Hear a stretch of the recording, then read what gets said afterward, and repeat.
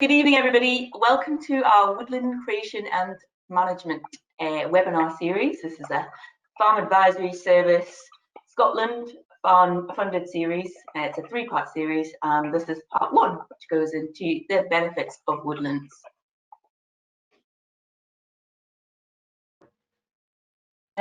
So far, we have 21 attendees online, and we had over 70 registered, so I fully expect the numbers to increase as time goes on. We're all very punctual, those online so far.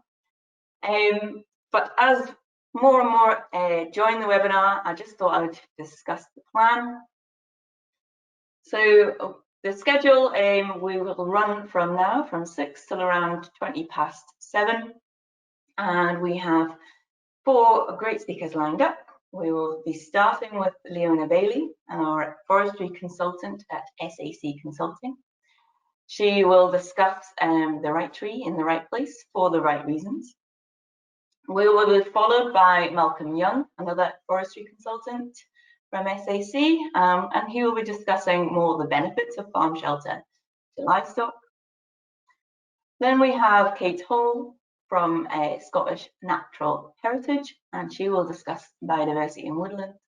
And then finally, Davy McCracken, our researcher, our head of Integrated Land Management Department, and our Hill and Mountain Research Centre in Crianlarich, and he will discuss how woodlands contribute to providing public goods. The way we're going to run this is we would like to encourage you to use the software, and I will discuss that in a moment, but we would like it to be as interactive as possible. And so we encourage you to type in questions as you go. So I'll show you in a moment. And we will give a 5-minute Q&A session after each talk. And if there is time, we'll have a further opportunity for questions and answers at the end. I would like you to encourage you, I'll say this now and we'll say this at the end, but this sort of funded activity needs to be justified by this feedback from people like yourselves. So I would encourage you to fill in the survey at the end. So there'll be a prompt when you close out the software, and there'll also be an email follow-up. So please do take the time. It only takes 5 minutes, but please take the time to complete the survey, and it just helps us understand whether this sort of activity is beneficial to continue. So I can now see we've got 25 people online, so that's fantastic. So thank you all for joining.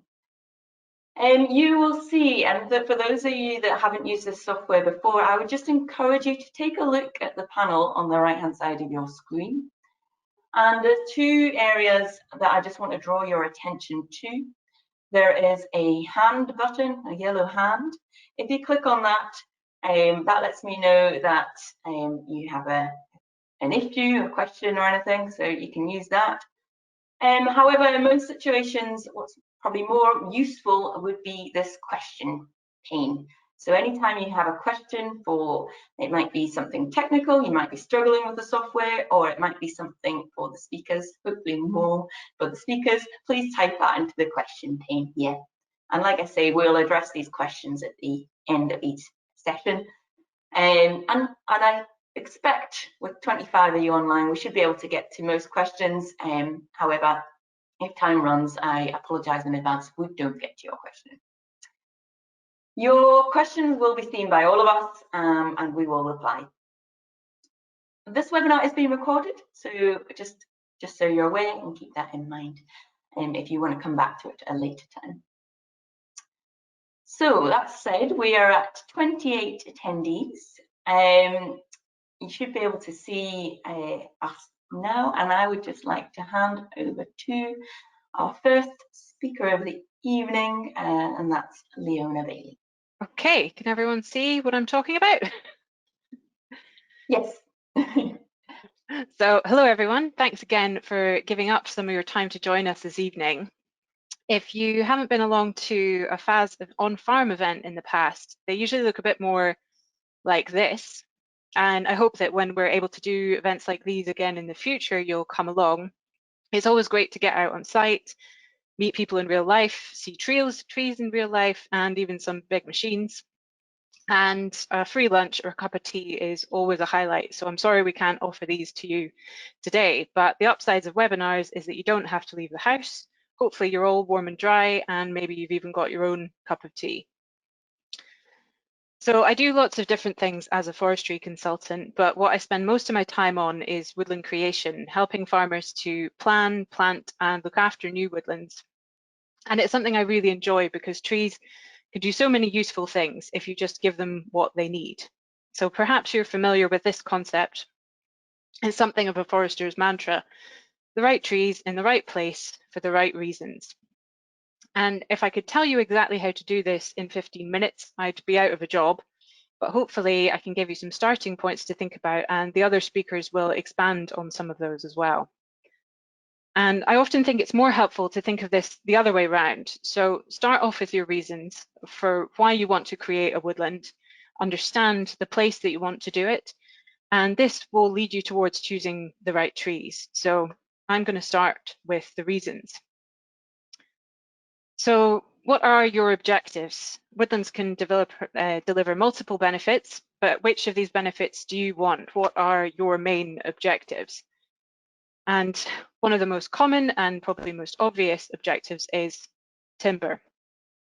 Growing a timber crop is a good way to diversify a farm business. It can provide a long-term sustainable income stream, and it's an investment, and it's a more reliable investment than a lot of investments because you can't predict what the markets might look like in a few decades' time, but you can predict pretty accurately when your investment will mature, when the trees themselves will mature, and just how much timber you will have at that point.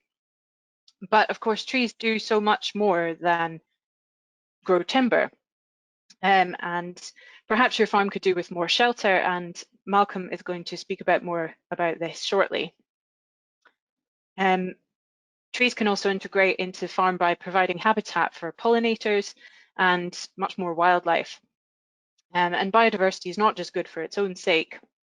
It in turn provides lots of benefits to the farm and the wider environment. And Kate's going to talk a bit more about this later on. But perhaps you're thinking about the bigger picture, knowing that trees can play a huge role in balancing carbon emissions and mitigating climate change. And trees are the best mechanism we have for carbon sequestration and storage. They've been doing it for millions of years already. And it's important to remember that fast-growing conifers, although they're cut down within a few decades, they're replanted within just a few years. They have to be by law. So the new trees, the next rotation, start absorbing carbon all over again. Meanwhile, the carbon that was cut from the first rotation gets locked up in wherever that timber is used. And if it's used in construction, for example, it's locked away for many more decades or centuries. And even the shorter lived products like paper and cardboard help us to reduce how much we're using of things like plastic. And ultimately, trees are renewable, and if they're looked after right, they're sustainable. And woodlands can provide many more environmental benefits, both at the farm scale and for the wider area. Many of these, like improving water quality, reducing flood risk, and Davy's going to go into this a little bit more later as well. But perhaps you want woodlands more for amenity or to enhance the landscape. Maybe you're thinking about reducing the scale of farm operations, and growing woodlands yourself can allow you to do this without having to sell the land and watch someone else benefit from the woodlands, and can also help with succession planning. For many people, they actually start out with a main objective of simply making better use of a difficult or low productivity piece of ground. And if this is the case, I think it's really important to also think about other objectives. Woodlands should have a positive purpose. So think carefully about what other benefits a woodland in that location could bring. So that brings us on to the place. Once you have a clear idea of what you want to achieve from creating a woodland, the next step is to consider just how well the land that you have in mind suits your objectives. What is realistic? What does the place have in favor in terms of trees, and what constraints might influence or narrow down your options? And I'm going to split place into location and the ground itself. So first, location. Access is really, really important to think about if you want to grow any timber. You might think, oh, there's this bit of land right at the back of the farm, or it's difficult to get to because it's steep or rocky or soggy, but it's probably not going to be accessible for forestry either if that's the case. And when it comes to thinning and harvesting, the ease and cost of access to the trees can make all the difference between making a profit and making a loss. But just because it might be a struggle to get to the site with a timber lorry doesn't rule out woodlands altogether. So perhaps in these sorts of locations, a native woodland might be a better option. There's certainly far less intense ongoing management, and you definitely don't need the same kind of infrastructure. And this picture also raises a question of how would a new woodland sit in the landscape, particularly if the spot is very prominent, very visible. Is a new woodland going to complement and enhance the surrounding landscape, or will it stick out like a sore thumb? And are there existing woodlands or hedgerows nearby that your woodland could join up with? A wood doesn't have to be huge to have a big impact. Increasing how connected these habitats are is really beneficial to biodiversity and connects wildlife populations that would otherwise be isolated. Size is an important consideration, and how much land you can or you want to plant is up to you. There are economies of scale, particularly for timber crops, but that doesn't mean you can't plant smaller areas. The average size of a new woodland creation scheme last time I checked was about 24 hectares, and that shows just how much of a role small farm woodlands are now playing in national level woodland cover. And linked to size, shape is important to think about. It might seem appealing to create long, thin shelter belts when you don't want to give over too much field area to trees, but don't expect to get any good timber out of this. And I'm going to show you some very oversimplified illustrations to just get this point across. You'll notice that trees on the edge of a woodland have many more branches, very thick branches, simply because they're taking advantage of the light available to the side. But that coarse branching leads to lots more knots in the wood, makes it lower value wood for any kind of high value construction uses. So you want to minimize the ratio of these edge trees to the good high quality trees in the center. And this long, thin strip is a really extreme example of a sort of old skinny shelter belt where you actually have more of the edge trees than the higher value ones in the middle. The small square on the right also doesn't have a very good ratio of the edge trees to the ones in the center, but the larger square, there's a far better ratio, far more of the high value trees in the middle. And it's also good to think about this in terms of fencing. Because fencing is one of the most costly parts of creating a new woodland, and the grant scheme is very unlikely to support schemes that have a very high ratio of fencing to the number of trees that are going to be inside the fence. And finally, on location, the climate. So the local climate, we can look at national level information about climate and get a good idea of what sort of trees are going to be suited to growing where, but you know the local conditions. Are there particular areas that are prone to more frosts, prone to flooding or drought? And that takes us on to the ground itself. And the key principle is to choose trees that suit the site rather than try and alter the site to suit the trees that you might prefer. So what is the land like? Is it steep? How wet is it? What type of soils are there? How nutrient rich are the soils? And bear in mind that soils, you'll probably know quite well what's on your ground, but they can vary quite a bit even across a small area. And there is a right tree for all but the most extreme conditions, but is this the right tree for your original objectives? For example, some trees are more tolerant of exposure than others, but just because they can survive doesn't mean they're going to produce good timber there. So places like this might be better suited to certain types of native woodland, which I'll come back to. or if it's a really soggy patch that you just want to fence off and do something else with, again, you're not going to grow good timber there. Certain native trees and native woodland types are suited to wetter ground, such as willow, alder, downy birch, and aspen. But if there's deep peat under there, it's going to be a non-starter. There's lots of reasons not to plant on deep peat, but anything over 50 centimetres deep should not be planted, and the grant scheme will not support it.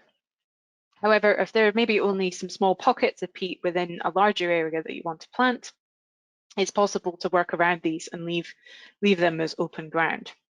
So you know your land better than anyone. In terms of suitability for trees, these are kind of the main things you should think about. So on to the trees. If you've figured out your main objectives and assessed the site, this should lead you to choosing the right sort of trees. And although I can't tell you exactly what to plant in 15 minutes, I can talk about some more general woodland types. And as I said, it's so important to match tree species to site. And historically, Sitka spruce was planted just about everywhere because it could grow just about everywhere, but not everywhere. You'll see, and it's quite an old picture, but I think it shows quite well the effect of heather check on spruce. So they get to about this size and they just struggle to keep growing because the heather is stopping them from taking up nitrogen. But you'll see the pines behind them are doing okay, and that's because pines have managed to get around this and can still take up the nitrogen. So you see them growing quite happily with heather, but really no other conifers will grow that well without loads of fertilizer. And that's really what we want to avoid, trying to modify the site with loads of fertilizer, loads of drainage, or lots of disruption to the soil. So a key part of forestry policy and the UK forestry standard, which all new woodlands should follow, is increasing diversity. We don't want to put all our eggs in one basket, as has been done historically with Sitka spruce, especially as a timber resource. So the grant scheme kind of works around very broad woodland types, and I'll go through the main ones. The first are defined as prioritised for timber production. And none of that, I should say, none of the schemes allow you just to plant one species of tree. So in the conifer option, it's mainly for Sitka spruce, but you do have to have a secondary productive conifer, and all the schemes require you to have areas of native broadleaves and open ground as well. The diverse conifer option is essentially for growing anything other than Sitka, which can be familiar species like Norway spruce and Scots pine, or some less common ones, which Sitka was seen as the jack of all trades, really, but there are also a lot of individual species that are well suited to certain site conditions, and it's just a case of matching the species to the site. And timber is not just about conifers. The broadleaves option allows you to grow timber crops of oak, birch, sycamore, beech, amongst others. Birch is quite fast growing, so the rotations are sort of broadly comparable to Sitka spruce, about 40 years. Oak and the slower growing species, it's more like 100 years, but it's a longer term investment, but if managed properly, hardwood timber crops can be really high value. And this kind of forestry is particularly suited to lowland flat sites with good access. And quickly through the native type of schemes. So the native broadleaves option is a really versatile option. It allows you to create really whatever woodland type is best suited to the ground. So it can be anything from sort of wet willow woodlands like this to oak dominated woodlands, and they follow the NVC classification types if you're familiar with those. Native Scots pine is aimed at reinstating Caledonian pine woods, which once covered most of northern Scotland, and it's a key habitat to be restored and expanded. And this map shows the area where sites can be eligible for that planting scheme.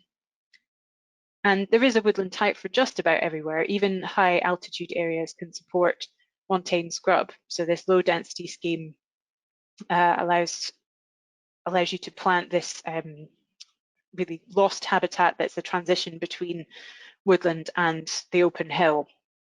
So there's a lot of interest in that in the relevant parts of the country. So for woodland creation, start with the reasons, then the place, and that will help you choose the right trees. You can find more information about the grant scheme online, and there's loads of resources on the Farm Advisory Service website. Hopefully some of you found the webinar series through the website, but if you're unfamiliar with it, you'll find it under the Crops and Soils tab. And there's lots of resources there, podcast videos, information guides, case studies, all free to download and use. And remember, you can always contact the Farm Advisory Service directly to speak to someone for more advice about woodland creation. Thank you. Thank you, Leona. Fantastic. Certainly a lot to think about, but thank you for doing your best to fit a lot into 15 minutes, and I appreciate that's quite a challenge. We have our first question through. If anyone else has any questions, please put them through. And it was somebody just wanting you to clarify on your position on edge trees. So it was maybe thought as if it was sounding like you're painting them to be less suitable, but you reckon this person reckons they have their own value in their own right. So presumably you were talking more about conifer plantations, and could you just clarify your point there? Yes, yeah, really talking about conifers and where you're trying to maximize the amount of clear wood. So yeah, wood with lots of big knots in it is not as strong, and therefore less of it's going to go to the high value construction uses. So yeah, it's mainly conifers. Perfect. If anyone else has any other questions for Leona, please send them through. We've gone quite quiet in the audience today, but I think that's a fantastic starting point. I think there's a lot to think about there, but certainly lots of resources Leona is pointing you in the right direction to there. Fantastic, and there might be more opportunities if anyone thinks of them towards the end as well. With that said, I might pass you on to Malcolm to discuss a bit more on the benefits of farm shelter for livestock. Good evening, everybody. Thanks for tuning in to the webinar. It's great to see so much interest. I'm going to look at the benefits of farm shelter, specifically towards sheep. Now I'm going out on a limb here as a forester and having a look a bit at the sheep science, so to speak, to see how critical the shelter is to the sheep. And there's a wind-blown sheep, just in case you need to remember what one looked like. We're going to go to China first of all. There's been very little study into woodland farm shelter in the UK. So China has the most extensive shelter belt system in the world. They've done a lot of research into farm shelter, so there's a thing or two that we can learn from them. Now, I know that the top sentence here refers to winter wheat, but let me talk you through this. This research from 1991 looks at the effect of shelter belts on all four sides of a winter wheat crop. The table shows the structural composition of the surrounding woodland shelter belts. And you'll notice that they're not particularly tall, 12 meters maximum, and up to 15 meters wide. The porosity on the right-hand column is essentially the amount of daylight you can see between the trees. A porosity of 1 would be fully open and 0 would be totally solid. Now, the research was focusing on aspects which would affect wheat growth, one of these being wind speed. And this map was developed from the research, showing isolines of wind speed, the wind blowing from the south-southwest direction. It's clear to see that immediately on the leeward side of the woodland, in the bottom left corner, there's a very sudden drop in wind speed, which drops to less than half over a distance of almost half the field. The H measures along the axis is the number of times the height of trees. So we've established here that the wind drops. let's have a look at why this drop in wind speed is important to sheep. So back to the UK, Bangor University in Wales undertook research in 2017 studying the effects of wind on sheep and doing a lot of modelling on it and looking at the benefits to sheep. Now they come up with this chart that shows the different thermal zones for an adult sheep. The green area just right of centre represents the area of thermal comfort. That's the temperature range in which sheep are happy, for want of a better word, 8 to 18 degrees centigrade. If temperatures increase to the right of the green band, the sheep enters heat stress. More of interest to us are the areas to the left of the green band. The large blue area shows how a sheep's the large blue area shows how a sheep's heat production increases the colder it gets to maintain its core temperature. As ambient temperature goes from -3 to -10 degrees, and in that phase, the animal is suffering cold stress. So returning to tree shelter, these graphs show outcomes from the different porosities of shelter belt. Two very similar graphs. One uses recorded data, the other uses modelled data, but you can see there's a very strong similarity between them. The x-axis along the bottom shows the distance in tree heights from the shelter belt. The y-axis up the side shows a relative wind speed. Similar to the Chinese study, there's a rapid drop in wind speed on the leeward side of the shelter belt, which gradually picks up the further away from the trees. Note that dense shelter belts, represented by this solid line, stop the wind very quickly, but it picks up speed again within a relatively short distance, while porous shelter belts have a slowing down of the wind, which picks up speed further out into the field, and you can see that with the dotted solid line closer to the top. So how does the reduction in wind speed relate to sheep? On the left-hand chart, the dotted line shows the wind in meters per second. And as you move away from the shelter belt, so you can see that it quite clearly drops as you move away and then picks up again. The solid line with the grey area shows the percentage reduction in heat loss, not actual heat loss, but the percentage reduction in heat loss. And it's clear to see that the modelling shows that the greatest reductions in heat loss of sheep are very closely correlated with the lowest wind speeds. When a sensitivity analysis is applied to the data, the right-hand chart shows the shelter belt porosities and wind speeds in relation to the thermal comfort of the sheep. So the light area shows the greatest reduction in heat loss relative to porosity, wind speed, and wind chill, where wind speeds are 10 to 15 meters per second, that's about 34 miles per hour, and shelter belt porosity of about 20% to 60%. The darker areas show that the reduction in heat loss falls with wind speed and greater porosity to the right-hand side. At low wind speeds, on the left-hand side, the reduction in relation to wind speed and wind chill is low.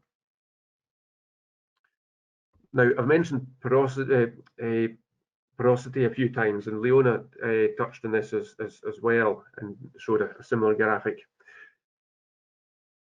With a porous woodland, some of the woodland blows through it and on into the field. The rest of the wood blows over the top, tumbles, and eventually comes down to meet the low-level wind which passed through the wood. Sorry.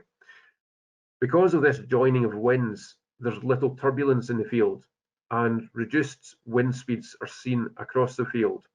With a dense shelter belt, no wind passes through the wood. It all tumbles over the top of the wood and comes crashing down into the field a short distance away from the wood, and quickly picks up speed again. And what this can do is encourage animals to take shelter close into the wood, but you end up having a quite heavily poached ground. Now back to the sheep and temperatures. How does the wind speed affect the sheep? Well, remember the coloured slide I showed you earlier with the thermal zones of the sheep. We're using the same colours here in these charts, and this is with reference to 2 farms in Wales. Now, the green areas show the zone of thermal comfort, while the blue, the pale blue and the bold blue is the sheep entering cold stress. The white dotted line that forms a sort of roughly circular or oblong shape shows the temperatures and wind speeds, the range of temperatures and wind speeds recorded at both farms. So Clonberis experiences low wind speeds and mild temperatures, whereas Clogwyn, an upland farm, experiences a large variation of wind speeds and temperatures, which are much higher and lower respectively. For a sheep to remain in its green comfort zone at increasing wind speeds, it requires higher ambient temperatures, hence its curved shape. So if wind speed picks up from 10 to 15 miles per hour, then you need to shift across to the right on the graph, i.e. increase temperature, for the sheep to remain within its thermal comfort zone. Note though that the green zone gets narrower, so it's not so easy for the temperature to be offset, for the temperature to offset wind chill at higher wind speeds. Now, given that sheep can't adjust the ambient temperature, you can see that for a given temperature, say 11 degrees centigrade, as wind speed increases, the sheep enters its lower zone of thermal neutrality. Keep going, and you're moving into that dark blue zone of cold stress. And you can see the difference in the sweep between the lowland graph and the upland graph, and how quickly an animal can move into cold stress on the lowland graph. Now, if we look below that in the graph that's labelled D, the line graph, the black line on top shows a probability of mortality, sheep mortality, in relation to wind speed reduction. It clearly demonstrates how much that probability drops with greater reductions in wind speed. Now, moving away from sheep and taking a look at vegetation, back to the Chinese study, you can see from the percentage reduction chart on the right of the wheat field shown as isolines that sorry, I said percentage reduction, percentage production of the wheat field shown as isolines in relation to the woodland shelter. So you've got a wheat production increasing as you get further into the field. Bear in mind, along the bottom and right hand axes are woodland, so that's that there is a certain shade effect. Further analysis by Zauman showed that of the 4 influencing aspects which were being studied, that was wind speed, radiation or sunlight, saturation deficit, and soil moisture. The latter, soil moisture, was key. And that analysis knocked out the former 3 aspects in that order in terms of their influence to growth. However, soil moisture is linked to wind speed. If we apply that same principle to pasture, it's clear that grass growth will be increased as a result of the shelter belts.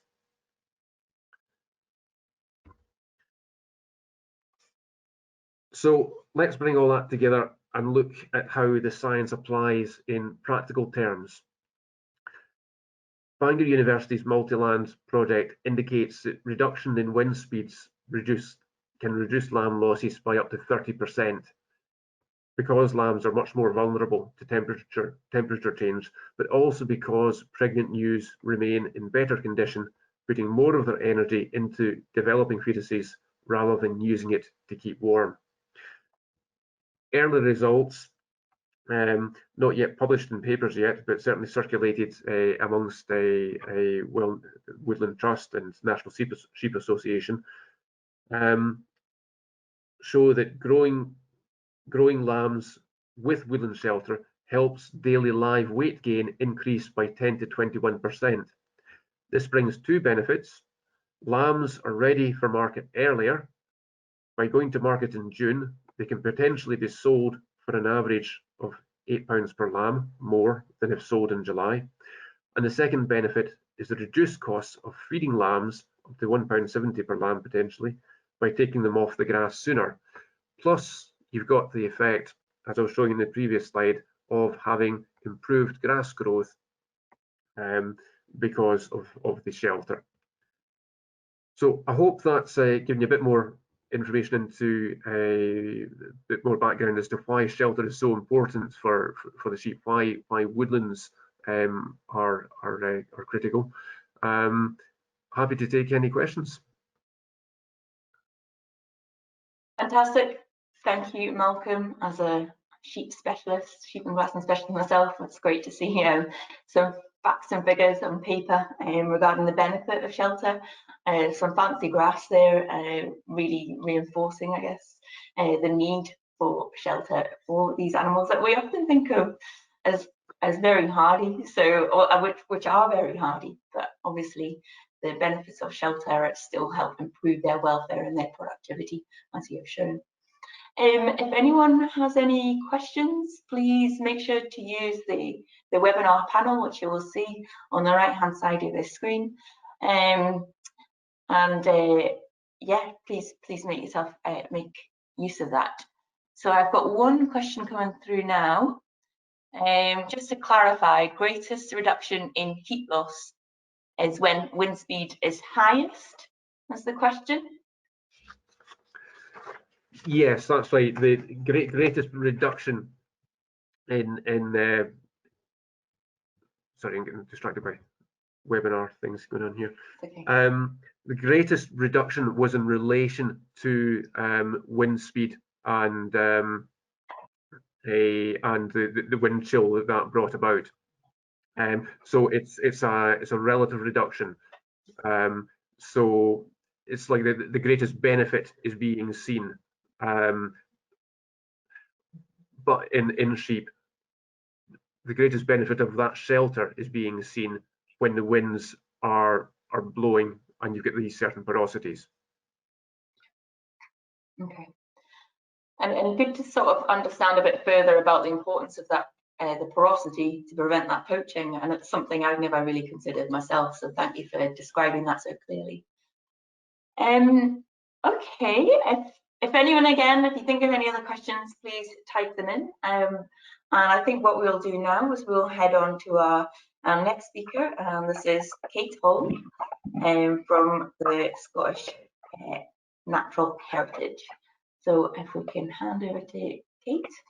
Hi, everybody. Yeah, I'm Kate Holl. I work as a woodland advisor for Scottish Natural Heritage, and I'm going to talk to you tonight about the benefits of farm woodlands for biodiversity. So without further ado, a little summary here of what I'm going to talk about. Be kind of reinforcing some of the messages that you've heard already this evening in relation to what species to plant, but in the context, thinking of it in the context of the benefits for biodiversity, and a little bit about shelter as well. So without further ado, the kind of global context for planting more woodland, really these two documents or reports that came out last year had a very big influence on that. We had the UN report that said that nature is declining globally at rates that are unprecedented in human history, And then that was followed by the Scottish Government's State of Nature report, which found that in the 5 decades since we've been monitoring nature systematically, there's been a 24% decline in wildlife abundance. So these were really shocking reports when they came out. I think we all were shocked to see that news. And it's increasingly being recognized that nature-rich, healthy ecosystems are absolutely at the root, not only of planetary health, but of our own health and survival as a species. As the current pandemic and why we're all sitting in our homes rather than out in the woods as we would normally be, as Leona said, is showing us. So we now need to do our bit to help biodiversity. And so what can we do? Well, an immediate priority is to protect the semi-natural habitats that we have left. Semi-natural woodland generally is one of the most or the most biodiverse land habitat. And even if we include plantations in the calculation, Scotland is still one of the least afforested countries in Europe. So there's plenty of scope for planting, creating new woodlands. And so I want to think about why woodland is so important for biodiversity. Well, the first thing to say is that woodland is actually a lot more than just the trees, which is obvious perhaps from the picture that I put up here. But it's easy to forget, particularly when you're planting new woodlands. One of the reasons that woodlands are so nature rich is because they embrace so many different habitats within them. If you walk through a woodland, they're really structurally complex, from the clearings and glades to the scrubby bits and the densely growing bits to open woodland. And they also include often a wide variety of other habitats or features such as ponds and flushes, cliffs, ravines. And then there's the microhabitats, things like deadwood and veteran trees. So there should be a gradient of habitats. It's from the ground to the canopy. When you look up through the woodland, you can see not just the canopy, but the understory, the shrubs, the climbing plants. And this is what I call the filling. And in many woods in Scotland, this is absent because of a long history of grazing in woodlands. And even in recently planted woodlands, very few woods actually have this filling today. Another reason why woods are so nature rich is because they're so long lived. Some of our ancient woodlands have probably been in the same place since the retreat of the ice 11,000 years ago. Well, the vision. The Scottish Government's 10-year vision is set out in the forestry strategy, this document here, and it's to expand the area of forests and woodlands, but at the same time while enhancing environmental benefits. Now, there's concern that these forest expansion ambitions could displace the potential to grow food crops. And whilst this is potentially true, the challenge, and I'm convinced that this is possible, is to integrate wooded habitats, and that includes agroforestry, shelter belts, hedgerows and orchards, into productive agricultural land to help create an agroecological balance across the landscape whilst not compromising agricultural productivity, but at the same time delivering a wide range of ecosystem services. So a model such as this can help you think about where on a farm you might want to plant a new woodland. And we've heard about a lot to do with this from Leona already.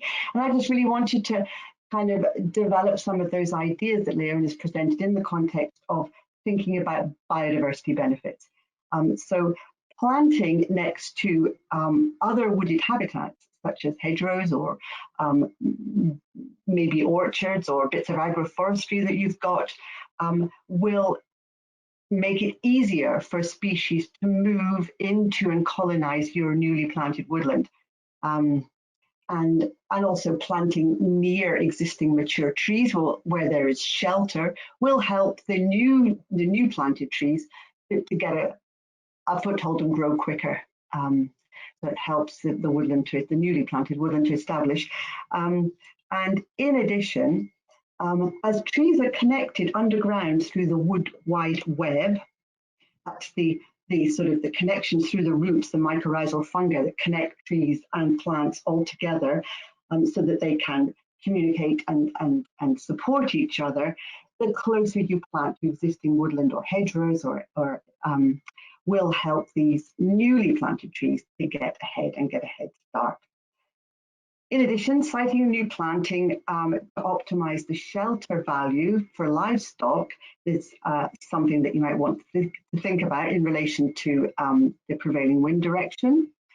And not maybe such a big issue in Scotland, but you might want to think about the potential impact of shade on adjacent land, particularly if you've got arable land adjacent.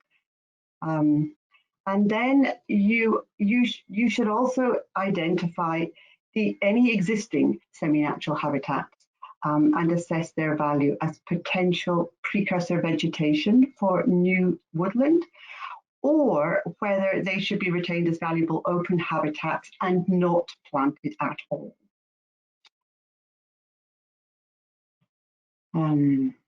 Right.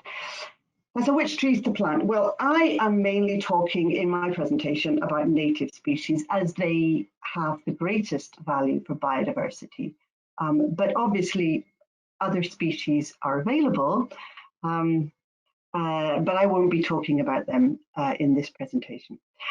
So different trees support different species. There's a lot to think about in terms of choosing which trees to plant in your woodland to maximize the biodiversity potential. Sycamore, although not a native tree, is a valuable tree for bees because it produces large quantities of nectar and pollen early in the year. Hazel, alder, willow, these trees also produce large quantities of pollen early in the year. Hazel produces nuts, and these are valuable for squirrels and field mice, and you might also want to collect them for your own enjoyment. Ivy, not a tree, but a valuable woodland plant, which is important for autumn nectar and pollen. And the winter berries are really important for migrant birds. And then other trees such as bird cherry and holly and gean, things like that, which have berries. You might want to think about including those also for the food value that they provide for birds and mammals, small mammals. The bark of trees such as ash and aspen and hazel is of a very, is neutral, so provides good sites for colonizing lichens. But I can't really stress this point enough, and that is that a really important aspect of woodland is the filling, what I call the filling. That's the stuff that's between the ground and the canopy, which, amongst other things, is comprised of scrub and creeping and climbing plants such as ivy and bramble, raspberry, honeysuckle, hawthorn, that sort of stuff, most of which will just colonize your woodland naturally, so long as you're managing the herbivores, wild and domestic, to a level that will allow that to happen. So how do you decide which trees to plant where?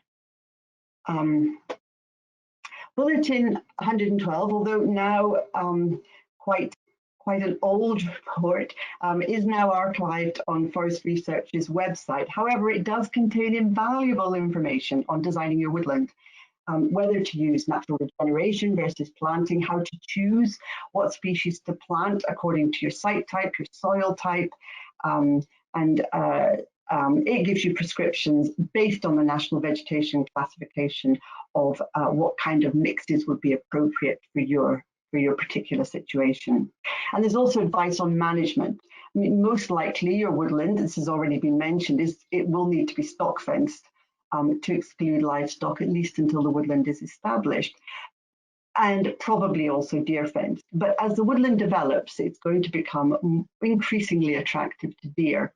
And so you need to be prepared to implement deer control in order to keep your woodland at its best for biodiversity. And as the woodland establishes, it may be necessary to do to control some of the more aggressive plants in the field layer. But, and this is really important, resist the temptation to tidy up your woodland. Sometimes the untidy bits can have high biodiversity value, so get some advice before diving in. So the focus of my talk is the biodiversity value of woodlands, but I want to say that this can be greatly enhanced, as has already been mentioned, if the woodland is connected to, for example, well-managed and cared for hedgerows, especially if these also contain open-grown trees. And if your farm doesn't already have hedgerows such as this, you might want to consider including them within your planting plans.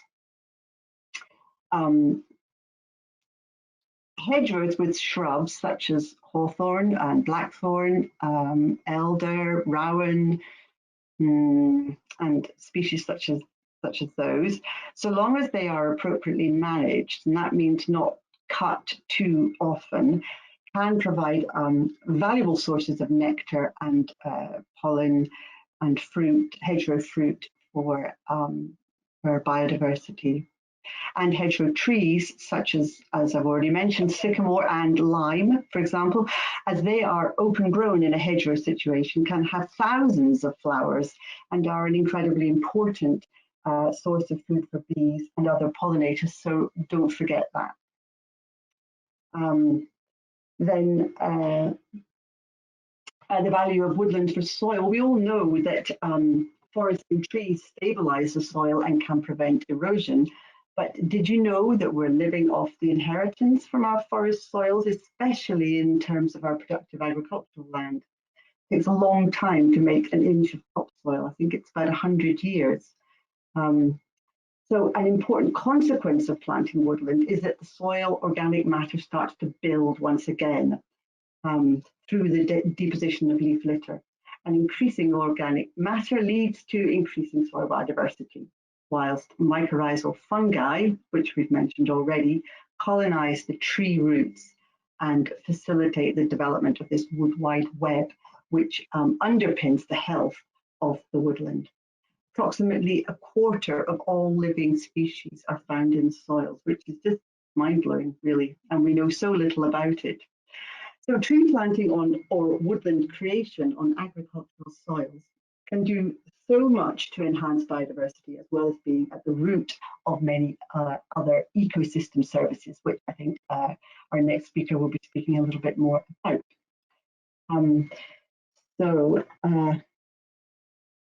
Then moving on quick, oh, sorry. Yeah.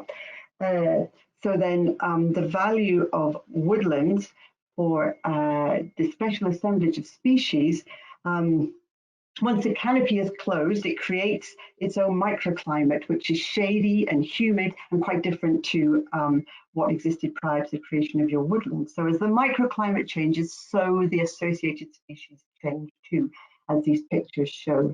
So there's a whole assemblage of species that are associated with this woodland microclimate. Some of these species will colonize naturally from seeds or spores that are deposited by birds or by the wind, but they will only thrive if the grazing pressure is low enough.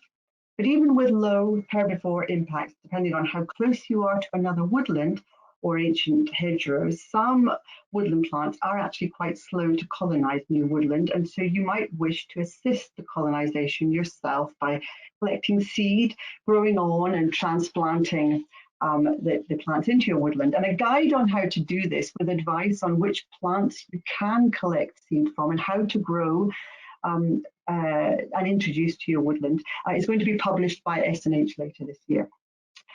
And then the value of woodland for invertebrates. Well, there are lots of things you can do to increase the value of your woodland as it develops for invertebrates. Invertebrates, as we've already heard, they like the sheltered places in woodlands, like glades, edges, where the sun gets in and they can warm themselves, and the flowers that they like to feed on can be found. So make sure you consider including areas like that in your planting plans. But many invertebrates lay their eggs in dead wood, so it's important not to tidy that resource away, and particularly the larger bits, leave them to be colonized by fungi and invertebrates. Clumps of ungrazed grass, particularly against walls or fences, are really important for ground nesting wasps and bees. So, you know, try and include those within your woodland planting plans as well. To increase the habitat value of woodland for a range of birds, the understory or filling is again really important. So controlling, making sure you've got a low sustainable level of grazing in your woodland is really important. Ground nesting birds such as woodcock and snipe require the cover provided by plants like bramble and ivy. So, and these plants are very susceptible to grazing animals. So the more filling, the more insects, the more birds. And yeah. And then just quickly, the value of woodland for mammals. Woodland with the full assemblage of associated plants will support a wide range of mammals in time. Initially, as the grass starts to grow longer, you'll get vole populations going up in number, and then the predatory birds, especially owls, increasing. As the filling develops, the woodland will become more sheltered and niches for other animals will develop. So my final message is, remember to keep the livestock and deer impacts at a low level, otherwise the woodland will not thrive and you will not get the understory or filling that's so important for nature-rich woodlands. So thank you very much. And just to get you thinking about what you can easily achieve within a decade, here are a couple of pictures of woods that have been planted in the last 15 years, already well on the way to providing a range of habitat opportunities for nature. So thank you very much. Fantastic, Kate. That's quite an aspiration in terms of what you can achieve there and the richness and diversity that's possible there. And I like the thought of keeping sort of untidy areas. You'll probably be a fan of my garden right now.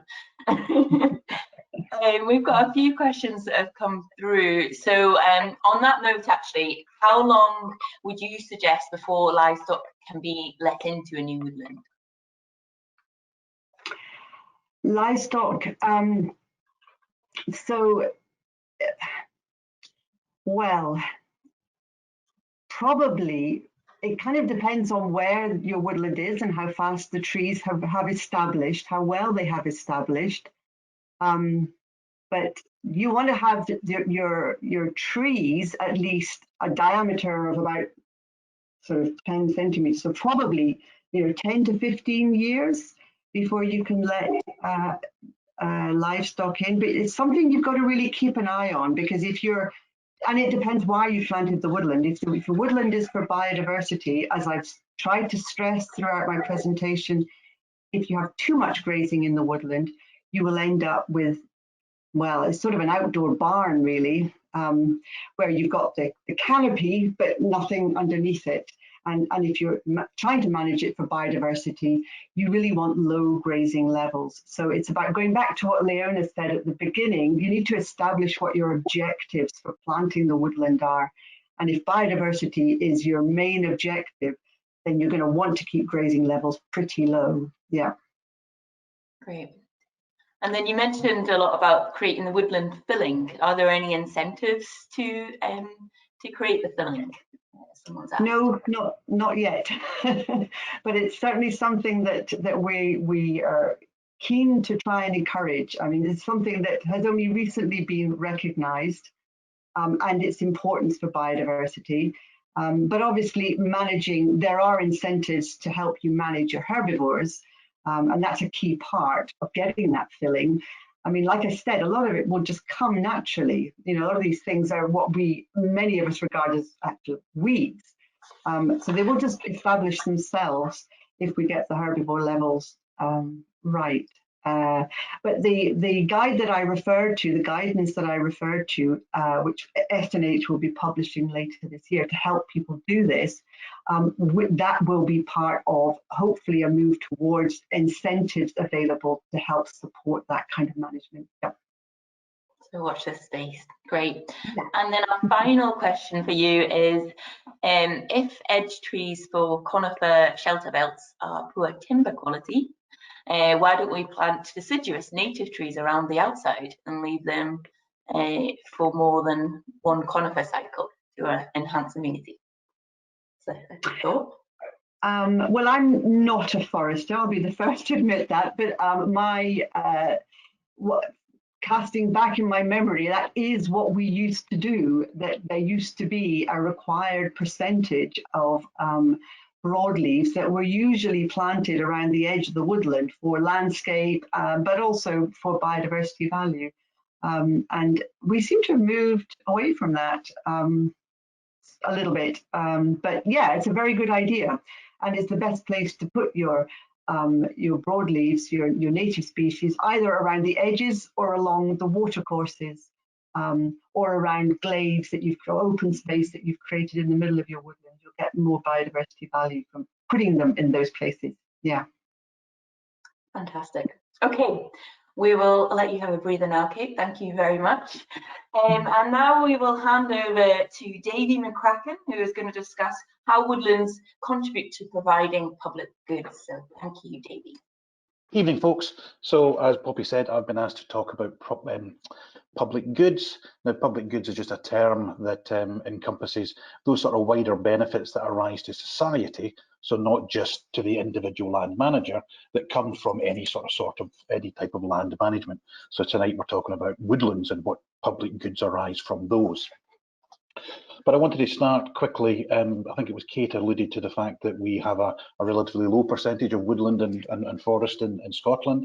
The sort of green here is plantation woodlands, the purple is native woodlands, and at the moment we've only got about 18% of Scotland's terrestrial land area is covered in some form of woodland or forest. And so there's an aspiration from Scottish Government to actually increase that, both because woodlands have a high economic value, but also because woodlands are seen as helping fighting the issues that are coming with climate change. And because 80% of our land area is under some form of farmland, then clearly increasing our woodland area will mean having to actually plant some element of that new woodland on farmland itself. But as Leona emphasised, then it's all about getting the right tree in the right place and also at the right scale. So we are talking about woodlands here, but actually planting trees, creating trees and woodlands comes in a variety of different shapes and forms. So you've got individual trees within fields or along field boundaries. You can be planting groups of trees along watercourses. You can have small to medium-sized shelter belts, or you can move into the sort of larger woodlands and forests that we were talking about sort of earlier on in the presentation. And the type of public goods, the type of wider benefits to society that arise from those will vary depending on the scale and the size of the woodlands that are created. But basically what I'm going to make mention of this evening is, well, biodiversity has already been dealt with by Kate. So I'm going to talk quickly a bit about carbon sequestration or carbon storage, the benefits that you can get from woodlands from a diffuse pollution mitigation perspective. I think Leona touched on that earlier on, and also about flood prevention or mitigation. So taking that first one, it's a very busy slide here. Leona showed it earlier on. I'm not going to talk through it in detail, but just in terms of carbon storage, I just wanted to highlight that this is an example from a 20,000 hectare forest, and it's been calculated that over the course of 100 years of sustainable management, that forest will actually contribute 7.3 tonnes of CO2 carbon storage per hectare per year, and that's roughly equivalent to the same as what you or I might be emitting in any one year in terms of all the activities that we're actually dealing with. And the only other thing I wanted to actually mention is over the course of that forest growth and sustainable management, then there's a large number of carbon that's actually stored in the tree biomass. And it's a question I get all the time, but surely planting the trees, harvesting the trees causes emissions, and yes, it does, but it's been calculated that the forest operations over that length of time vastly are much smaller than the overall amount of carbon that's actually stored. So woodland, a primary goal for planting, creating and managing more woodland from a public good perspective is that carbon storage or CO2 storage, which will actually help with the mitigation of the climate change that we are currently undergoing. With regard to the other aspects, I just wanted to sort of illustrate that with just a few examples from our own upland research and demonstration farm, Kirkconnoctortire, up near Crianlarich, large 2,200 hectare farm. We've got a small amount of in-by land, and we're primarily mountainous moorland. And if you look across Scotland as a whole, next one, sorry. This map on the right-hand side here is showing all the watercourses across Scotland. The greens and the blue are showing where those water quality and those watercourses are very good, and the orange and the reds in and around the sort of the lowlands of Scotland, southwest Scotland, and northeast Scotland. That's highlighting where water quality is actually pretty poor, and that's arising from a range depending on where you are in Scotland. That's arising from diffuse pollution or nitrates, or even in some cases pesticides getting into the watercourses. But trees and woodlands can actually help to mitigate, stop those pollutants actually getting into watercourses. So this is just a map of the lower part of our farm. In green is where we've got some form of woodland. The blue area here is a small burn that's running through the lower part of the farm. What we haven't highlighted in blue is that a large river, the River Fillin, the headwaters of one of the headwaters of the Tay, runs beside us here. And we've planted quite a lot of trees in various shapes and forms. On the lower part of the farm, from actually a small woodland itself to smaller shelter belts, and you can see some older shelter belts there in the background, and to groups of individual trees within the actual fields themselves in order to actually help with succession of those trees. But actually, particularly along this watercourse here, you maybe not be able to see there's a fence line there, there's a fence line there. This is a water margin that we've actually planted. And primarily from a biodiversity perspective, but in more recent years we've also been planting trees into that water margin, because the water margins themselves and the trees within the water margins, they can actually help mitigate any of the pollutants that may be running off the fields.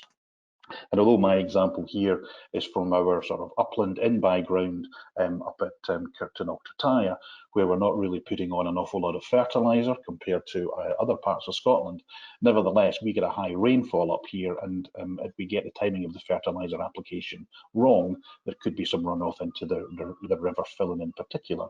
So we are keen to actually ensure that we have some form of sort of watercourse and woodland or scrub that would actually help capture and stop those pollutants getting into the water itself.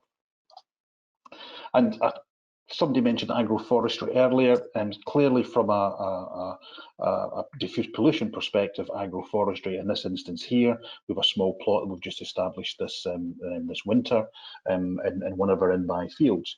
But again, it will be primarily looking at this from a carbon sequestration point of view as the trees grow, from a biodiversity perspective, because we've got a range of tree species in here, but particularly, excuse me, but particularly also from the fact that we are actually, rather than actually separating the trees from the agricultural land, we've now got a situation here where the livestock won't be able to graze in and around these trees as they grow, and will ultimately benefit from the shelter that those trees provide. And that's both shelter from the type of winds that Malcolm was talking about, but even in Crianlarich, in more recent years, we're actually seeing not quite drought conditions, but certainly conditions whereby the shelter from shade from the sun would also be beneficial from the livestock's perspective. But actually in Scotland, water quality is important, but also water quantity is highly important. So this is a picture of Dumfries town centre from about 2 or 3 years ago, where flooding is a major issue across large parts of lowland Scotland. In wider society, where most of society lives in Scotland, in the lowland areas, are and will be looking more to land managers in the uplands to see what land management in the uplands can do to actually help prevent floods lower on down. So 20 odd years ago, we took planted about 250 hectares of woodland on the farm. This strip of woodland here is in a sort of a narrow gorge, and this is it 20 years on, about 40 hectares of that. And then higher up in the montane woodland that was talked about earlier on, around about 350 to 550 metres, so quite high, 200 hectares of montane woodland was planted in one of our glens. And we're looking and interested to see what additional benefits might be arising from woodland planting at that scale in this sort of mountainous high rainfall environment.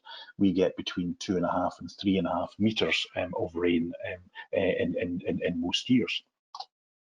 And so this is a picture of the montane woodland, and just we've been looking to see what type of range of benefits might be arising from that.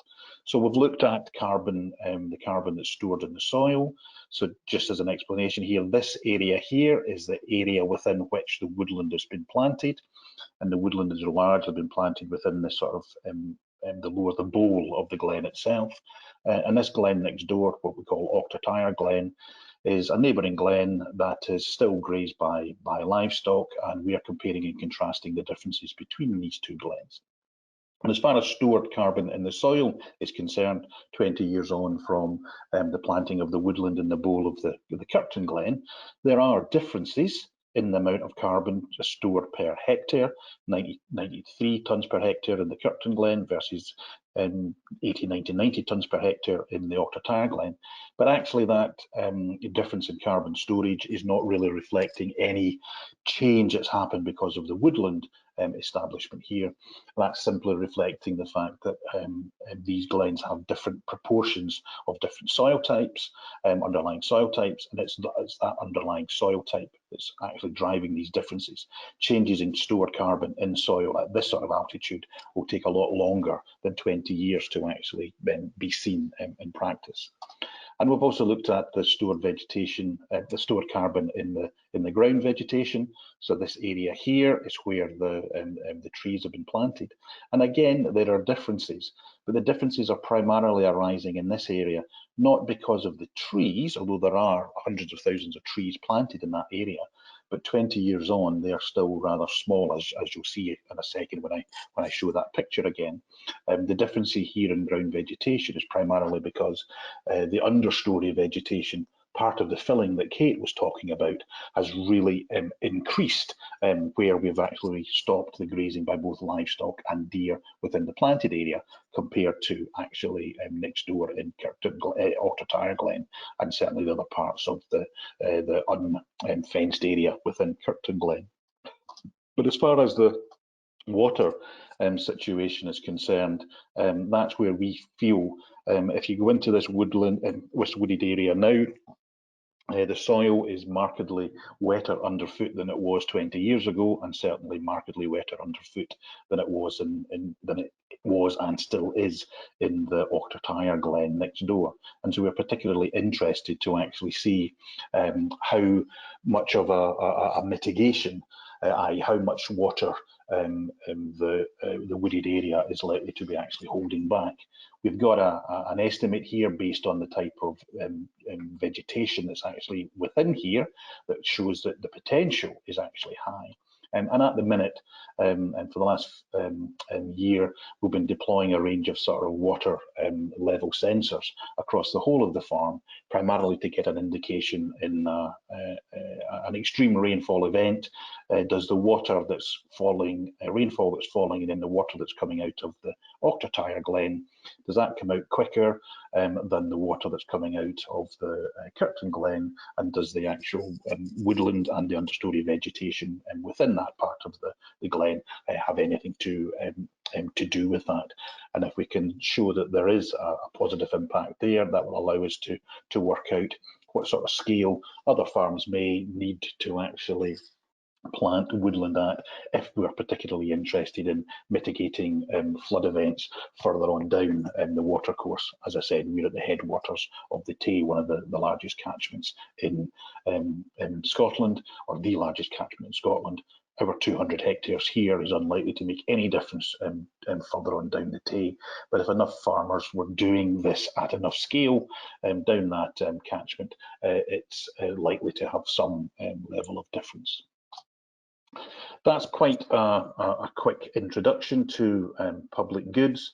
I just want to leave you with some linkages to sort of further information. So on the Farm Advisory Service website, there's a number of different items, podcasts and videos about what we've done at the farm and why we've done it and what type of wider benefits have arisen from that with regard to tree planting, with regard to agroforestry, and just with regard to the wider biodiversity benefits that we've actually talked about earlier on this evening.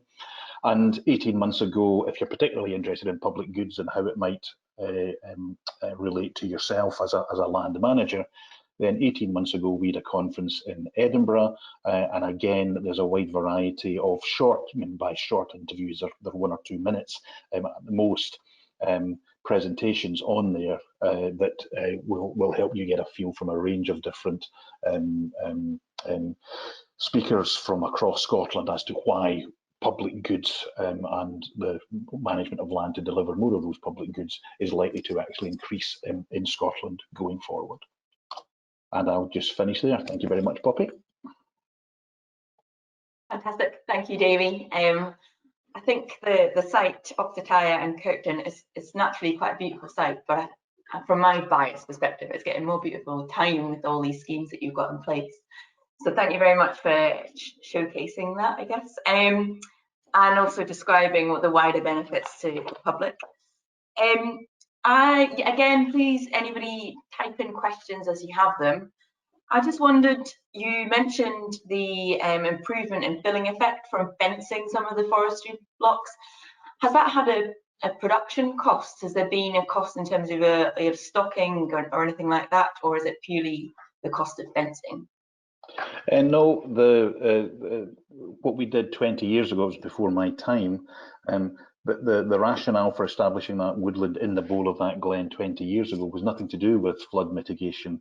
It was actually, the intent was to fence off that 200 hectares, plant the woodland, allow the trees to grow to a size that we could then let livestock back into that area and actually show the benefits of shelter at that sort of altitude for livestock and see what sort of production benefit would actually arise from that.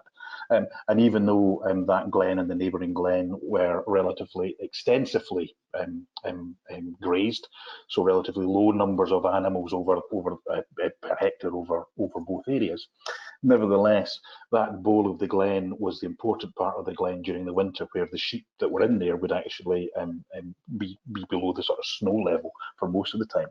So once that planting happened and we were having to take those animals away during the winter, they were off wintered on another farm, because they weren't able to survive up there without access to that part of the glen, and we couldn't give them access because the trees were too young and growing. So yes, there was a production cost of establishing that size of woodland in that sort of area. Okay, thank you. That's great. And then we've got a question here. Could tree planting be the way of controlling bracken by shading it out in the uplands? Malcolm and Leona might be better placed to actually answer that from a woodland and forester's perspective. We have quite a lot of bracken on site, but not at the altitude that we're dealing with there. If we were looking to actually plant trees into bracken, a bit like the situation that I think it was Leona described with heather, you know, bracken can actually choke out quite a lot of things. So I would be reluctant to plant trees in existing bracken areas. We would need to be beating down the bracken in some instance to allow the trees to get away. But you've also got to remember that bracken is also a natural woodland plant as well, sort of thing. So it would depend how dense the trees actually were. Okay. I don't know whether Leona or Malcolm would like to come in on that, or are we okay? Yep, I'm happy to. Thank you, Malcolm. Speak to that. Sorry, trying to figure out the webinar controls there. I mean, trees certainly can be planted in bracken, and will trees shade out bracken? Yes, once they're up and established. But the difficulty is with the initial establishment phase. You've got the trees that are typically planted, they might be 40 to 60 centimetres tall, and bracken, as you well know, can grow to about 1.5 meters high, perhaps taller sometimes in the worst places. So it's absolutely critical to keep on top of the bracken, which can be an expensive exercise in relation to tree establishment. But once the trees are up above the bracken, they will begin to shade it out, and the bracken will begin to go into remission and disappear off as it turns into a woodland shaded environment. Great. Okay. That's well answered. Well, thank you very much. We are currently 1 minute over schedule, so unless there's any other questions, we might consider drawing this webinar to an end.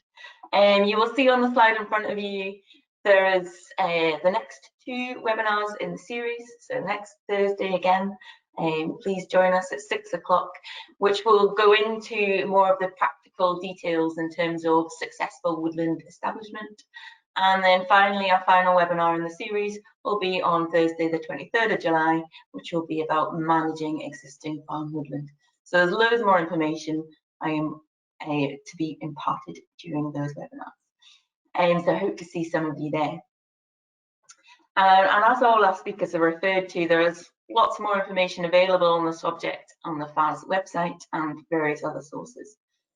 So please see more information. With that said, and thank you so much for those of you that have put in some kind feedback. I would just like to say personally thank you very much to our excellent speakers this evening. Really have taken us from the starting point, from the right trees, and also really drawn together quite a whole host of benefits there. So from the welfare of the livestock to the importance of addressing that stark state of nature, as Kate referred to, and considering the contributions of biodiversity, carbon, water protection, and a whole host of other benefits. It's really difficult to argue at a national level that we should be planting in more woodlands, and our task now is basically to help facilitate, to encourage, to make it more attractive to landowners and more accessible to plant more woodlands on their farms for this whole host of benefits. So I hope that has been useful to those of you in attendance. We've had about 40 people on the line tonight, so thank you so much for joining us, and I'll draw this webinar to a close now. So have a lovely evening all, thank you and good night.